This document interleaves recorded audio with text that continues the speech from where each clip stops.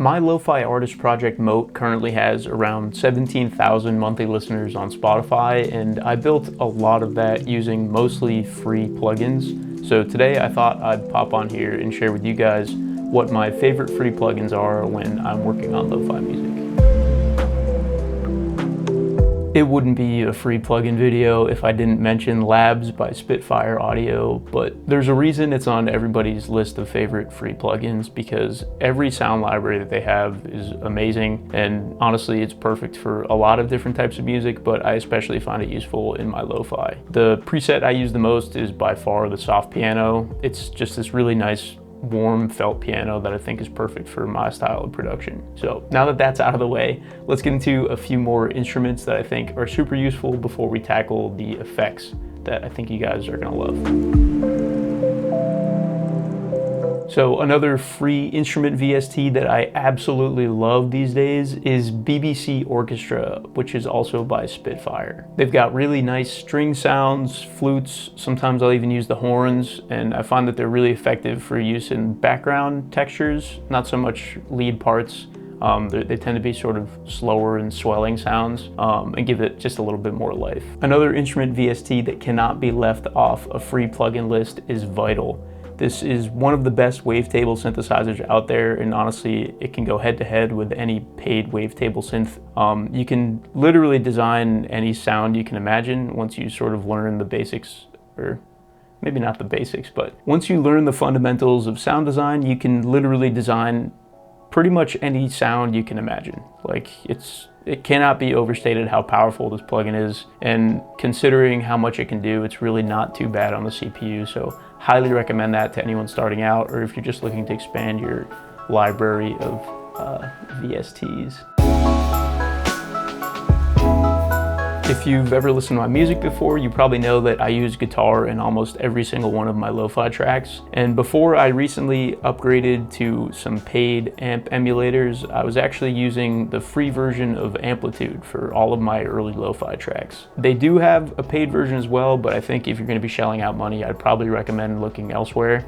But as far as free versions go, Amplitube is one of the best because they don't do anything annoying with playing silence or white noise or anything in strange intervals. They give you unfettered access to a limited number of their cabs and effects pedals, but for just starting out recording guitar, I think you can get a really good sound out of this without too much crazy work on the back end.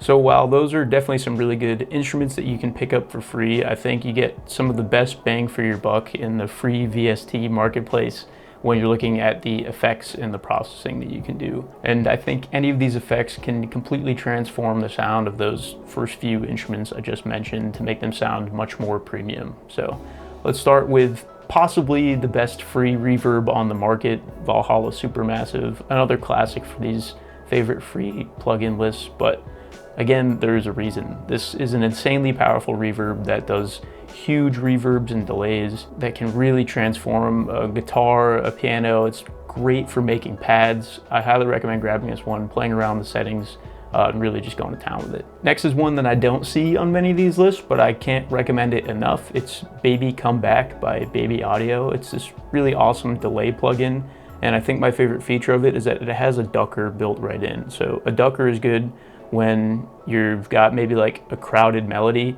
but you want the delay to fill in the dead spaces. If you turn up the ducker, it will turn down the delay while your clean signal is playing, and then when the clean signal drops off, the delay will get louder again. It's sort of like side chaining your delay directly to your dry signal, except you can do it all sort of in one interface. Next on the list is another from Baby Audio. It's actually Magic Dice. I mentioned this in one of my previous videos. I think this plugin is awesome for like sparking inspiration. It's pretty unique because you've got almost no control whatsoever. You basically just click a randomize button for randomized delay, and then you've got the mix slider for how wet you want the signal to be. But I found this to be super useful when I'm making like shakers, hi-hats, some perk patterns. Occasionally I'll even throw it on a snare to give it a new space and make it a little bit more interesting when I can't quite dial in my reverb or delay just the way I want it to. Definitely recommend checking this out and trying to play around with it on your own tracks. Now, this would not be a lo-fi video if I didn't tell you exactly how to get that dusty, worn out sound that a lot of the lo-fi is really known for. So if you're gonna be doing it for free, I highly recommend either using Izotope Vinyl or Cymatics Origin.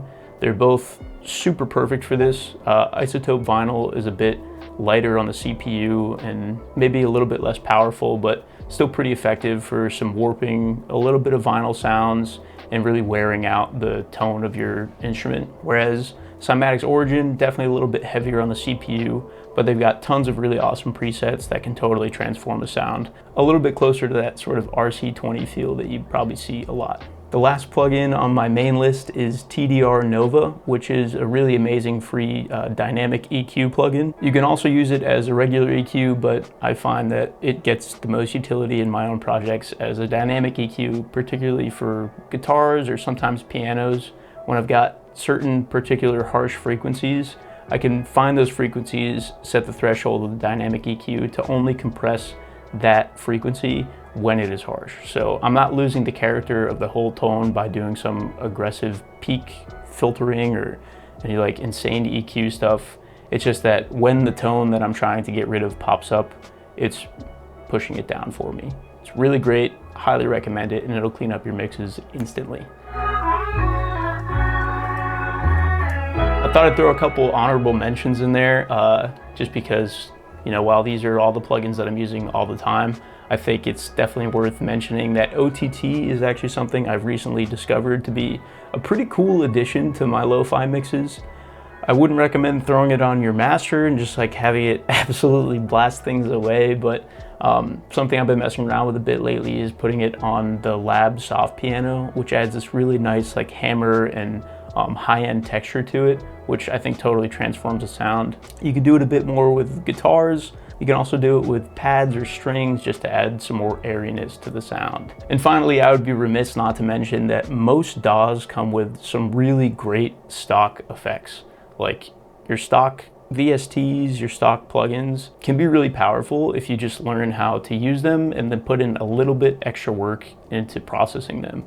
You know, you can use Flex if you're an FL Studio user, and a little bit of EQ and some stock reverbs and delays and make that sound as good as any external plugin. It's just that a lot of times external plugins end up being a little bit easier. They don't take all that back-end work to dial the sound in just right.